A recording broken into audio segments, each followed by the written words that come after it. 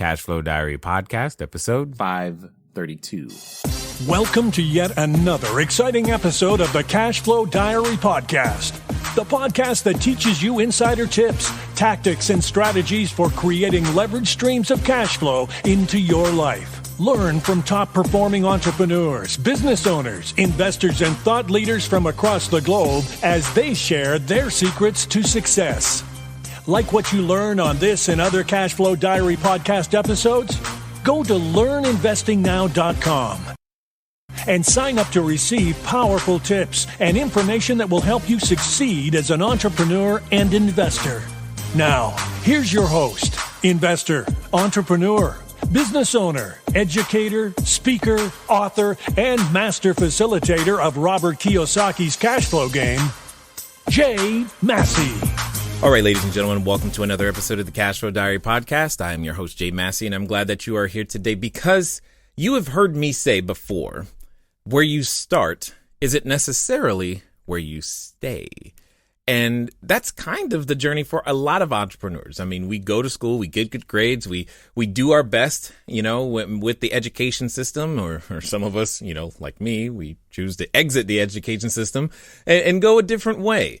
But where you start isn't necessarily where you stay. You have an idea of what you want to do, but all of a sudden you get feedback from the marketplace, or you discover you've got some sort of talent that you didn't know, and through a strange set of circumstances, you end up doing something completely different than what you originally set out to do. And I have with me today none other than Dr. Simone Ahuja, and she's the principal of Blood Orange, an innovation strategy firm. Now, here's the thing. I'm going to bet that we're going to hear a pivot in her story. I'm going to bet that you're going to learn a lot about your own strategy when you go to market and what it comes down to actually make the unique things that your business does happen. In fact, she's got a new book, Disrupt It Yourself, 8 Ways to Hack a Better Business Before the Competition Does. And the key thing I think to understand, ladies and gentlemen, is that it's not if, it's just a matter of when in that particular situation. So here's what I want you to do. I want you to get ready to listen, learn, and love Dr. Simone Ahuja. Simone, how you doing? Doing great. What a lovely intro. Thanks, Jay. You're quite welcome. Now, this being the first time here, I have to ask you the same question I tend to ask everybody else. You ready? Sure. All right. I tend to look at today's entrepreneurs a lot like yesterday's superheroes. Batman, Robin, Wonder Woman, etc.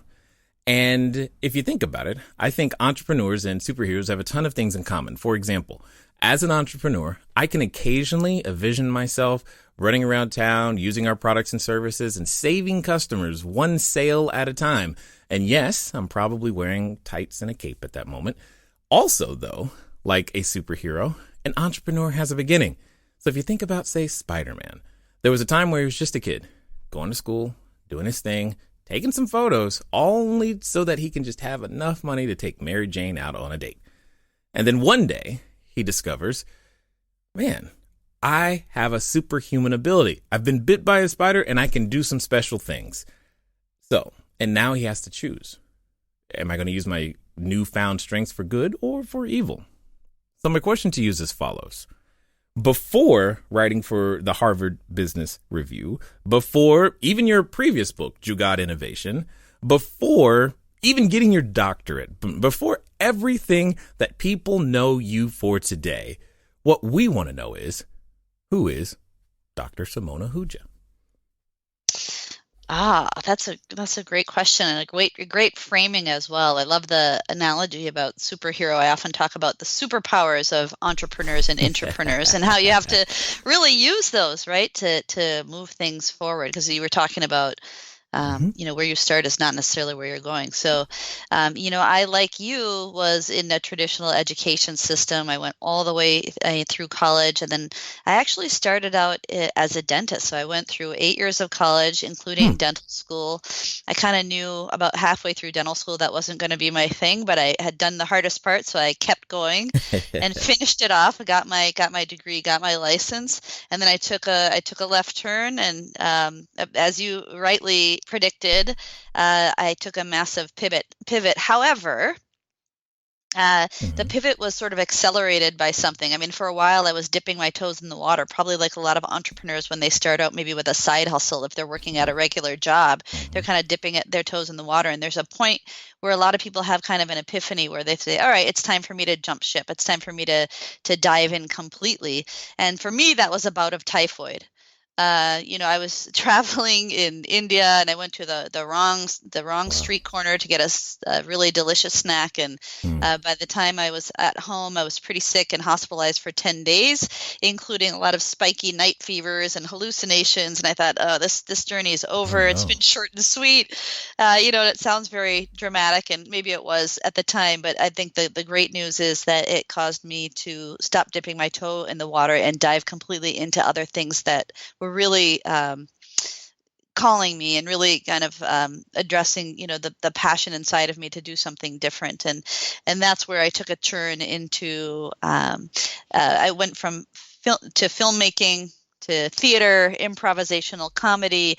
And interestingly, all of these things together culminated in my work in innovation strategy, teaching, and writing. So it's been back about 10, 15 years ago, people would say that you're a little crazy or confused. And today, I think we just call this a webbed path towards the future, right? No doubt. I did not expect so many twists and turns. I knew there was going to be something. And you started straight out like, I was like, dental school. Okay, keep going. This is going to be interesting. All right. Now, but you did say something about that I want to just kind of underpin. But catch me up. When it comes to going through dental school, the process to become the dentist, I'm assuming obviously you go to elementary or grade school, you go to high school, but I'm assuming you have to have a bachelor's degree and then some other stuff. Like what else is there? So you get your bachelor's, and then you go to dental school, and you go to at least 4 years of additional schooling. And the first 2 years are pretty much the same as the medical students, but you just have a lot more labs and dentistry that are a little more kind of vocational. And then you have 2 more years of clinical practice. Wow. And then after those 4 years, then you can take your boards and you can get your license. And so for me, it turned out to be, even though it wasn't necessarily my passion, although, especially private practice wasn't really my passion, I do keep my license current and occasionally work in community care clinics where, sliding scale clinics, things like that. I don't have a ton of time for that anymore, but that's something that, it's an important skill and people don't have access. So I'd like to do that in the future. But that's kind of the path that you have to take, and it can be for me it was a benefit because I was able to work not very much, 15, 20 hours a week, and make enough money to fund my other interests and activities, which really gives you a lot of freedom. I think that's something that all of us are looking for, right? You kind of want to have freedom to pursue the things that are really of great interest to you. And so dentistry afforded me that until I found my feet and found, was more deeply embedded in my new profession, which, so now I don't do a ton of dentistry for income anymore, just for, volunteer purposes. Interesting. So you heard it here first, everybody. If you have a side hustle, become a dentist first to create the spare time. It's an unusual path. I have to say it was a big investment of time, but I will tell you this. I do a lot around innovation. I do a lot around change management. And people always ask me, what is it about dentistry that has anything to do with innovation and what you do now? Yes. And I say, you know what, if there's one job that teaches you how to deal with anxiety, it's dentistry. And there's nothing that creates anxiety like jumping in the water feet first or, changing the way that we do things. It creates a lot of stress and anxiety for people. And so I can draw on some of my learnings from dentistry to help people through those times. Absolutely. So I got to know something. What was that conversation like? Okay, so you were on this path. You're doing all of this work, high school, college, dentist school, all that stuff. And then who do you turn to and say, you know what? I don't want to do this dentist thing. And what was their reaction? I got to know what that conversation was like. This is a great question. And, I don't want to be, there sometimes people are like, I did everything in spite of you because you're all naysayers. But I have to say, everybody thought I was crazy. Well, yeah, I get that. There's a lot. You were banking it. Yeah. Why are you turning all that down?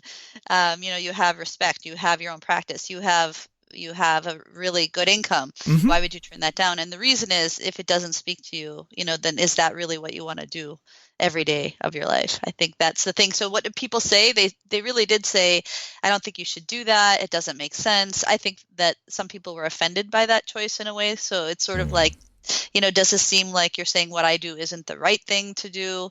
And I'm certainly not saying that. It just wasn't the right thing for me to do. So I wouldn't say there was a ton of support. I got to tip my hat to my husband, though, who, although he thought he was going to retire early with his dentist wife, he was like, okay, this is false advertising. What's going on? Surprise! So, ultimately, he was really supportive as well. And I think that's the key. Is there are going to be a lot of people in any entrepreneurial endeavor, in any shift that's not the norm. There are going to be lots and lots of people who tell you, frankly, there were a lot of people who said you can't do that. So, for example, in this new space where I find great success and great joy, actually, in innovation, there were people that I had worked with initially who said, you can't do that. You can't just shift without XYZ training. You talked about traditional education before, Jay. And the truth is that's not true. I ended up getting a job at the University of Cambridge in the UK. Where I worked, I have an advisory position at MIT. I write for the Harvard Business Review online. So, the truth is you can educate yourself. And I guess you were talking about superpowers. And if I think about, as you were talking, I was like, what was my superpower before I started all this?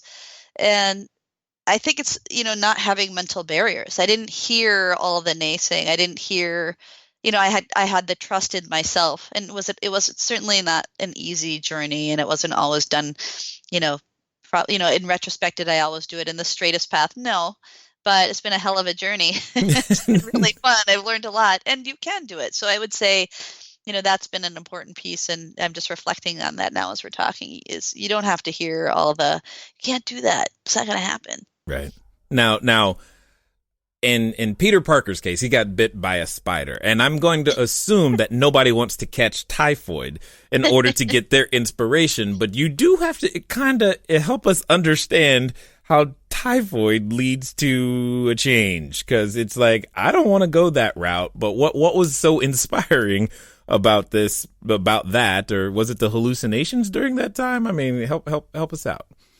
Well, I mean, again, I don't want to sound overly dramatic, but I will say, when you have a fever of, 105 and, you're not really thinking straight, I actually thought, well, this may be the end of the line for me. Life is really short and sweet, and here we go. And so it was very dramatic, and hopefully nobody else has to go through that. But it was really, when I recovered, and by the way, typhoid, it really doesn't have to be that dangerous. It's just that here in Minneapolis, where I lived, I returned with this evolving case of typhoid, and there hadn't been a case of typhoid here since 1963. I got a call from the public health department saying, how did this happen? So people didn't know how to treat me here. If this had been, let's say, in India or Mexico or even in Texas, probably the doctors would have understood much better. Here's how we treat this. Here's what's happening, right? Got it. But what was the impetus was I was dipping my toe in the water. I was sort of, it wasn't easy for me too to leave the comforts of an established profession with really robust income streams, right? Mm-hmm. And so the typhoid and that illness and that realization that, boy, life can be short. You don't know what's around the corner. It created a drive in me that was even stronger than before, and it just made everything really clear that that isn't my path forward. And I know I have these other interests. I want to help people solve problems. Mm-hmm. But this, I've got to now be more direct about it and jump all the way in. So that's pretty much how it happened for me. So that's why, while it wasn't ideal, it certainly boded well for me in the long run. It's definitely not the traditional path. But now you said filmmaking, theater, improv. You're having this experience where you're like, hey, this could possibly be the end of the line. You're gonna play completely on the court. No more sitting in the stands. My question is, you're kind of starting out from a zero sum, wipe the slate clean. You could have done anything. So why blood orange? Why marketing strategy innovation? Why was this the thing that was calling you? Yeah. So I think the theater and the improvisational comedy started right after dental school, and before I made this big leap, because I felt, dental school and healthcare and traditional, especially in sciences and healthcare and engineering and those sorts of courses, you don't necessarily have a ton of creativity. It's a lot of memorization. And I felt a little brain dead, so I thought, okay, how do I open my brain back up, and how do I don't know if you've ever done any improvisational I have. comedy or theater, but your podcast, yeah, okay, so you have, and your podcast in a way is like that too, right? You're kind of thinking on your feet. 100%. So that moment, like in sports, they call it hang time, right? Where you have that moment where you're in sort of a flow state. And similarly in improv, I think what's really fantastic about improv theater, for people who've watched it and who are interested in it, what I find is that when you're in a stressed state, or when you're thinking too much with tension, it's hard to flow. But what improv comedy taught me is how to relax your brain. And when you're in that flow state, that's when things get interesting. That's when things get funny. So it was a way to sort of expand my brain. And that led to an interest. I was just interested in filmmaking and documentaries, and I was particularly interested in places like India, where I have family, though I had never spent much time there. And so I started making a film about India and what's happening in emerging markets like India. This was about almost 13, 14 years ago now. And that was when these places were not necessarily thought of as much as economic superpowers as they were, kind of these old images of snake charmers and elephants and things like that. So the series that I ultimately made aired on PBS, and it was about what's really happening, what's changing in places like India. And I started to become kind of a market expert for India. And so we have a lot of Fortune 500 companies here in the Twin Cities. We've got Best Buy, we've got Target, we've got many, many companies here who are starting to say, okay, you have this market expertise. Come and do a lunch series. Come and talk to our people about what's happening in these places. But what I realized is it was hard to make a living as a media maker. Everybody wanted to talk to me about it, but nobody really wanted to pay me. Right. And I said, well, this is not a good business model. This is not really going to sustain. I was actually bankrolling the films through dentistry still at that point. Got it. Through the part-time work in dentistry. So ultimately what I did is I started formalizing my expertise in emerging markets like India as I was spending more time, as I was building these deeper, robust networks, as I was understanding more and more how these places worked and what was different or similar about them. And so, I made a shift from media maker then to market expert with a lot of research and a lot of time applied as well, a lot of talking to people, a lot of reading, a lot of studying, etc. And that shift allowed me to do more advisory and consulting work. And then, that's how I made the shift from, let's say, documentary filmmaking to market expert to innovation strategist. Because ultimately, somebody who consulted to me on one series that I made for PBS that was about innovation. That was actually commissioned by Best Buy, as they were thinking about how do we solve big problems even if we don't have a ton of resources, not because they wanted to enter the market, because they were thinking about, people who don't have a lot still have to learn how to solve problems. That person who consulted with me, because I was no innovation expert, I brought an innovation expert in, ultimately hired me, and that's how I started to learn. Got it. So it was, the path was, it's been an interesting winding one. It's pretty focused now, but it took a while to get here. Now, it's been a great journey though. But okay. So I have to ask, because I know someone who's listening is thinking it, and because there are many people who have attempted to free themselves from their job, and then they ran into a roadblock. And that's what you're describing, is when you realize that people didn't want to pay me for this, so I had to change. And then they make the decision to go back to what they were doing. But were you ever tempted to go, you know what? I'm just going to go be a dentist full time? I mean, because the possibility is right there. It's in front of you.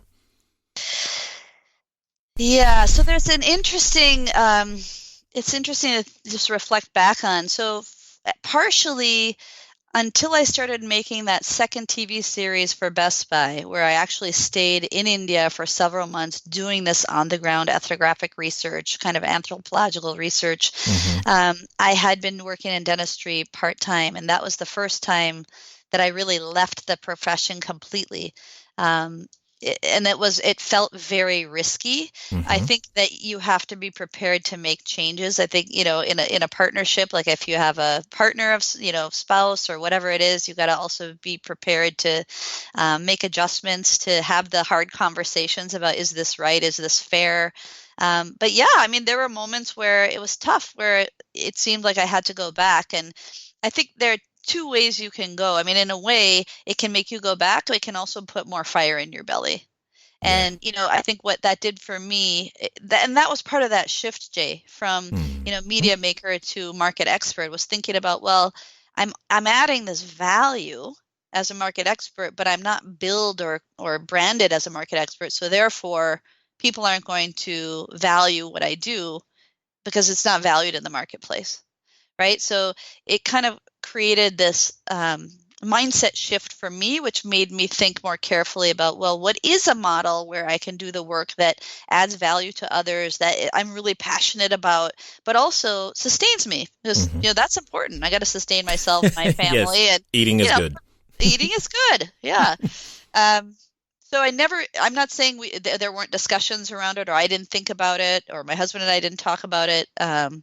But I will say that's not, I think it just put more fire in my belly to think about what's a more relevant and sustainable business model. I get that 100%. Now, you said something, though, that I think a lot of entrepreneurs, we're just not always thinking about or ready for. You said we need to be prepared to make changes. And I know, and I've experienced myself, and I know others have, we can envision, okay, once the business gets here, then I can relax. I don't have to do anything new. I'm good.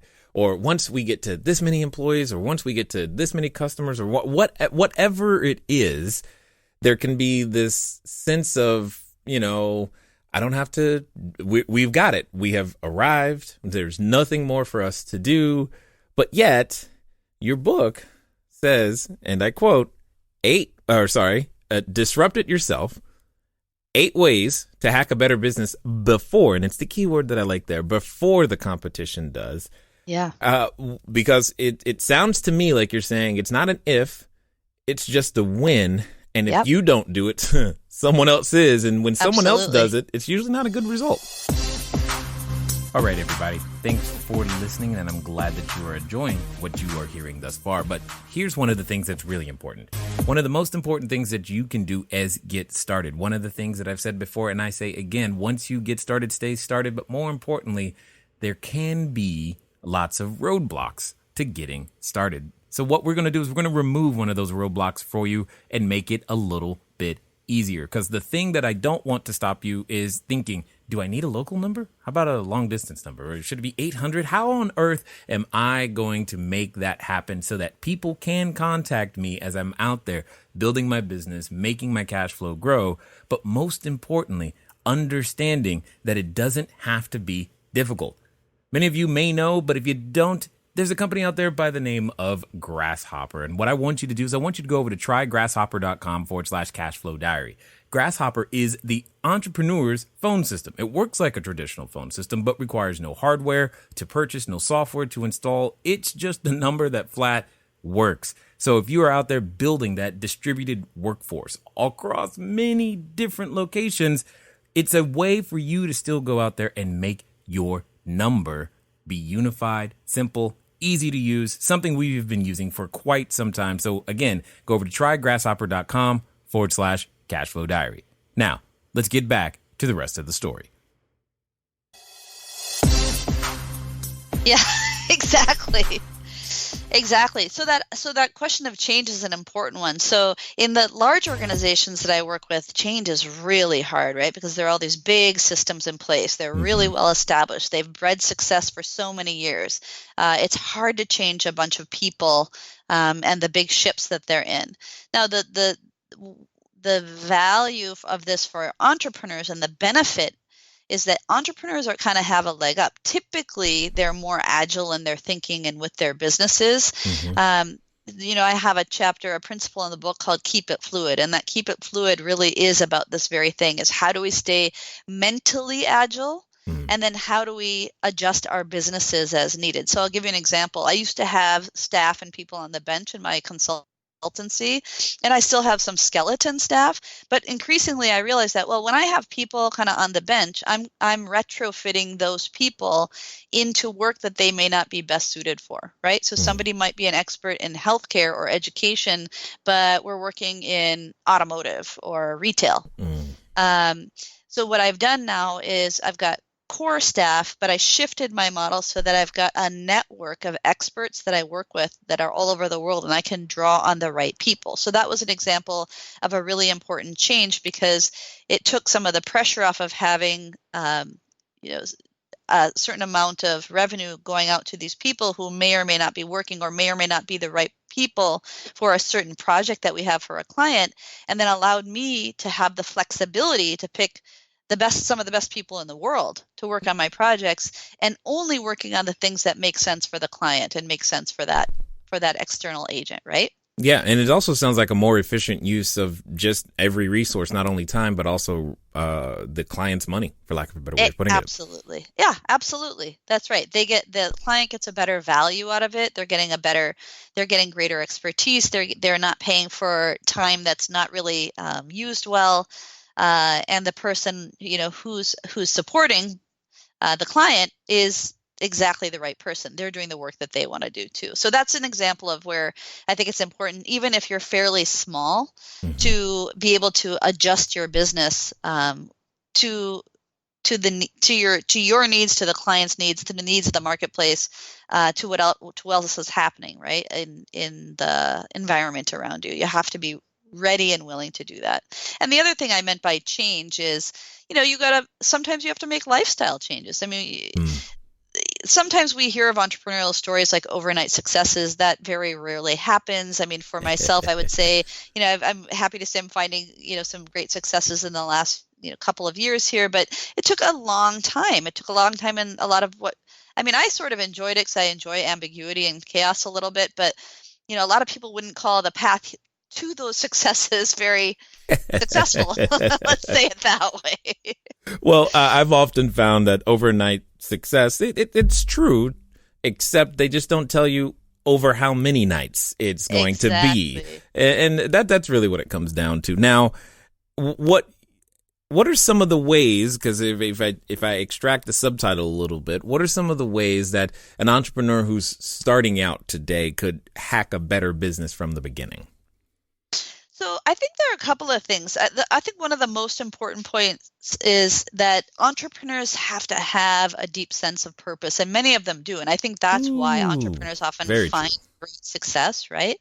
I mean, it's thinking about going beyond a mission to something people like Salim Ismail at Exponential organizations, EXO Works, calls an MTP, or a massive transformative purpose. So these are things that go far beyond mission. These are things that are way bigger than all of us and bigger than our business. So, for example, Google's is organizing the world's information. I mean, so these are things that become kind of a guiding light or a North Star for us as we go along, and that really help us stay true to what we're doing and the why, the purpose of why we're working the long hours, right? So, there's that expression that, if you don't love what you're doing, it creates stress. But if you really love what you're doing, you don't work a day in your life. And I think that's really true.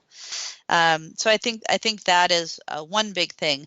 I think another big thing, I have something called create the commons as a principle and disrupt it yourself. And create the commons means a couple of things. So one is this idea of, who are we solving problems for, right? How can we think about, how do we solve problems for the greatest number of people? But then who's also joining us in the problem-solving process? So I'm sure a lot of your listeners are familiar with a methodology called design thinking and human-centered design, which really puts your end user or your customer, they may or may not be a customer in the traditional way, at the center of thinking about not only are we solving the problem, but what is the problem? not making assumptions about what the problem is, really being empathetic and understanding what are the needs and unmet needs of our end users. So I think that becomes really fundamentally important. And again, I think this is something that I believe that a lot of entrepreneurs are really good at, and I believe why they're able to achieve in ways that are much bigger than we might think, just based on, let's say, the size of their organization or the amount of funding that they have, for example, if they even have any funding. So those are a couple of ways. And the other one is something that you touched on before, which was agility or change, right? How do we change? So I talk about keep it fluid is, what kind of changes are we able and willing to make? So, for example, when the going gets tough, on one end, your change might be, am I willing to downsize my house? Am I willing to max out my credit cards? Mm-hmm. Am I willing to go to friends and family for funding? Am I willing to take night classes, or am I willing to, do whatever it takes to advance this idea farther? Yeah. And agility might also mean, am I willing to change to better address the needs of the people that I'm trying to serve, or to better solve this problem? I was reading Seth Godin's blog the other day, and he had this blog called "Are You Better Enough?" And I clicked on it because it sounded like something that I often think about and write about, and it was very much that. It was, if you're not drawing people, if you're not creating the pull, are you better enough to do what you're doing? And if you're not better enough, how are you going to get better so you can really stand out? Or are you going to pivot and cut bait and start over? And that's a really hard decision. As an entrepreneur, sometimes you got to create, I'm not a huge believer in business plans. I think they're too staid, and they're too, they're too rigid typically, Right. because if we're really doing something very interesting or very different, we don't really know what the outcome's going to look like. So we can make some educated guesses, but it's pretty hard to make assumptions like that. It's not to say that we don't want to have some guardrails or some kind of a framework to think about. But that's another thing that ultimately becomes very important for entrepreneurs. And then the openness it's a mindset thing. So are we really are we open to new ideas? Are we open to getting rid of our assumptions? Are we open to working with others? Do we have the humility to understand that we're doing things may not always be the right way, right? And so that comes back to this idea of, do we keep going? Do we adjust and pivot, or do we kill an idea? And then finally, I think this idea of, passion and purpose. So really staying connected to what you love, so that the work becomes, it's not work anymore. It just becomes just the thing that moves you. Yeah. It's I heard it said the other day that it was more about lifestyle integration or work integration. I forget the exact words that they use, but it's like you're never really working, but you're never really not working either, and it just doesn't feel like either one or the other. And what were you going to say? Absolutely. No, I completely agree. Yeah. And it's one of those things that it feels like a profound mystery. How on earth is that ever going to happen? So what would you say has been, well, let me put it this way. So why do you find it necessary to tell the world that we have to disrupt it ourselves? Why do we have to do it? So I think the world is changing so fast today. There's a lot of volatility. There's a lot of uncertainty. There's a lot of complexity. There's a lot of connectedness, and those very things that are causing speed, that are allowing us to solve big problems, are changing the way problems get solved, right? So if in the days of yore, it used to be really big industry, big government, big businesses, universities that used to solve the big problems. Today, it's your listeners. It's a solopreneur on up to someone that maybe has $1 million or $5 million or $10 million in revenue, who are solving these problems. And so I think it's really incumbent upon us to think about, how are we going to solve this problem, and how as entrepreneurs can we solve big problems, whatever they are. And it's important for your listeners, especially because there are so many resources out there now, right? There's been a tremendous democratization of technology that allows solopreneurs and on up to really start thinking about, how do we solve problems in every industry. So I think it's just this reminder that every problem doesn't have to be solved by a giant organization. Every problem can be solved by small entrepreneurial players if they apply it, if they realize that they have an opportunity to disrupt it themselves.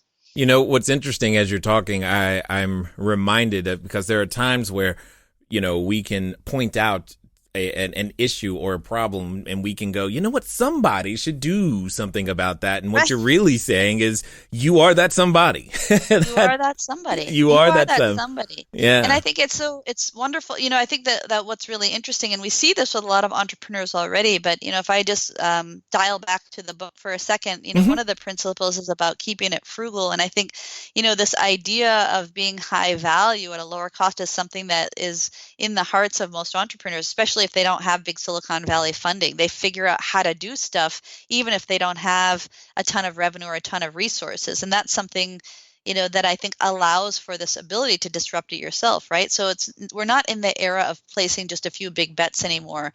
Entrepreneurs can execute a lot of small experiments. They can prototype rapidly. You don't have to always say, well, I need more budget, I need more employees. You can leverage the ecosystems and the knowledge networks that you have to get started on problem solving. I was out at a nonprofit that's looking to turn the child welfare system upside down because they don't feel like it's doing justice to the children in our country. And what I loved about them is they didn't wait to take action. They got into action immediately. So I'll give you an example. So just a few months ago, they had a big conference where they were looking to solve these problems within child welfare. And they convened experts from all over the country, and all of them participated at no cost because they were so moved by the mission of this organization. And they weren't just people in child welfare. They were psychologists, they were innovation specialists, they were people in child welfare, there were people in education, healthcare.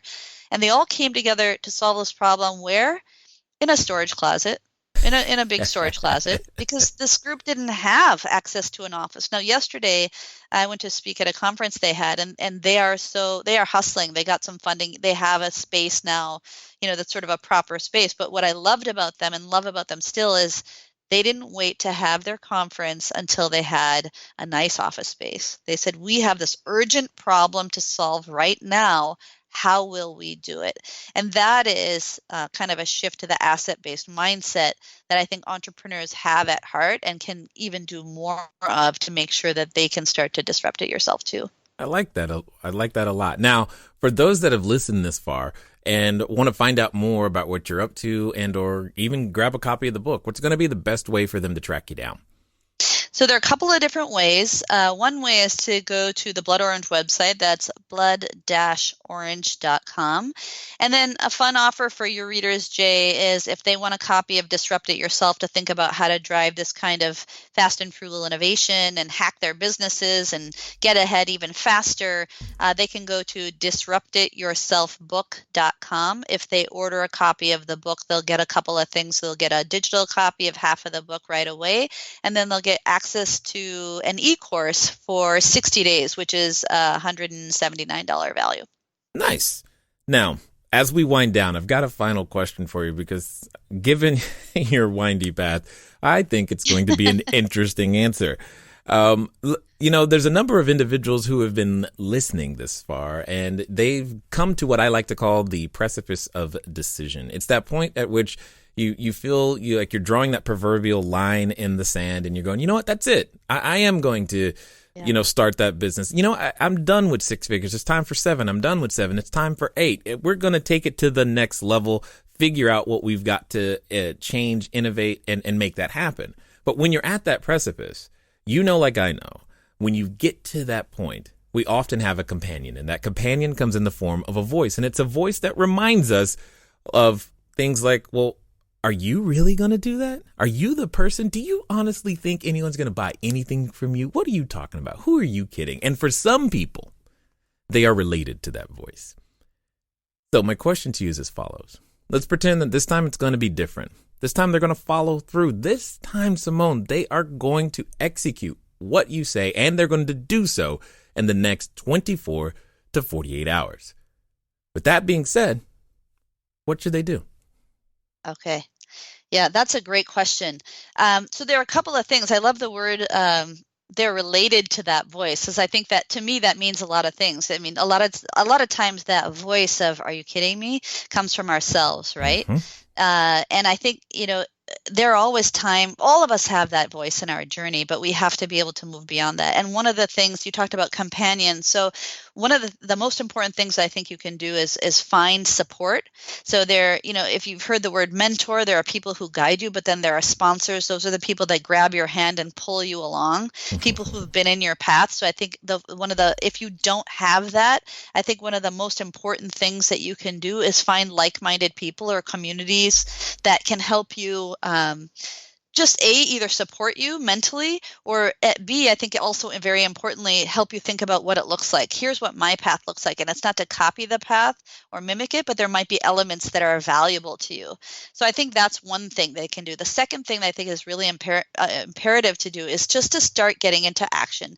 Do a little experiment. If you have this voice that says nobody's going to buy this from you, do a little experiment. Build a low resolution prototype, put it out there. Even companies like Intuit have something called unit of one, and they find a customer that is likely to be the kind of customer that they want to buy a certain product or service or business model.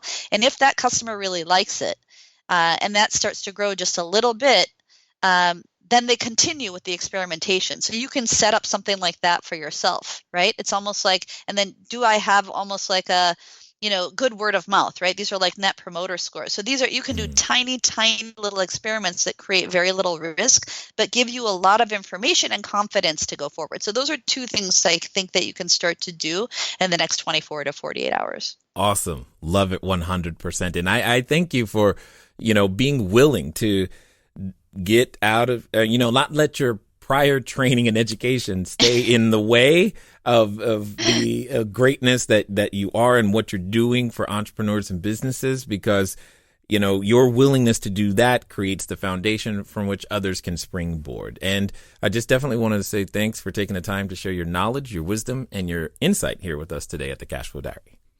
Thanks, Jay. It's been great to talk to you. Appreciate it. All right, ladies and gentlemen, you know what time it is. It's time for you to move at the speed of instruction. Go grab the copy of the book. That's very simple. That's an action you can take right now. Most importantly, you know that there's that person, that mentor, that sponsor that you've been meaning to reach out to.